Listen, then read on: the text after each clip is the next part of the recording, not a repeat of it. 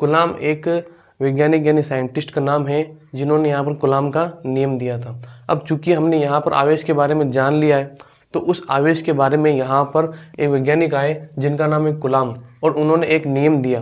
क्या नियम दिया?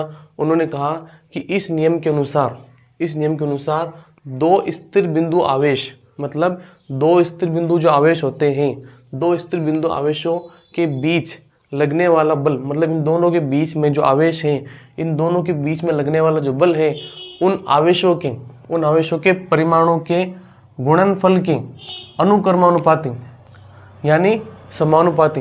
मतलब इनका कहने का मतलब क्या था कि ये जो दो आवेश हैं, इन दोनों आवेश को अगर इनके बीच में कोई बल लग रहा है, यानी F जो बल है वो लग रहा है ना, तो ये जो बल है वो यहाँ पर अनुक्रमानुपाती है, यानी समानुपाती आपको समझना है। और ये जो समानुपाती है वो इनके आवेश के परिमाण के, यानी Q1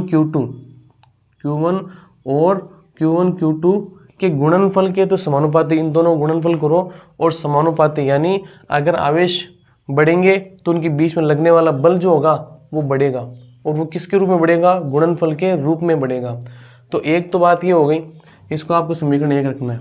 फिर इसी के साथ में तथा उनकी बीच की दूरी के, ठीक है, वर्ग के व्युत्क्रमानुपाती होता है। व्युत्क्रमानुपाती क्या होता है? उल्टा होता है। तो बीच की दूरी मतलब इन दोनों के बीच में दूरी कितनी बेटा? r दूरी है।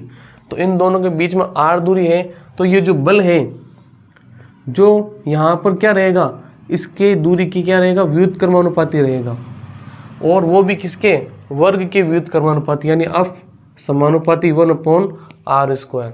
तो इसके अकॉर्डिंग हमने क्या देखा कि यहाँ पर आपस में क्या बोल रहा है? इस नियम के अनुसार दो स्थिर बिंदु आवेश के बीच लगने वाला बल उन आवेशों के परिमाणु गुणनफल के अनुक्रमानुपाती यानी कि समानुपाती, ये आ गया, तथा उनकी बीच की दूरी के वर्ग के व्युत्क्रमानुपाती होता है। तो ये कूलाम का नियम कहता है। तो इसको समीकरण नंबर 2। अब समीकरण 1 व 2 से, ये समीकरण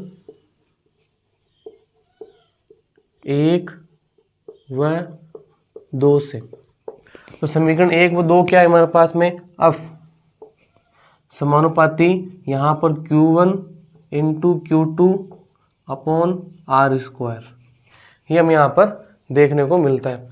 अब यहाँ पर ये जब ये समानुपाती का चिन्ह हटेगा तो हमारे पास में यहाँ पर क्या निकल जाएगा?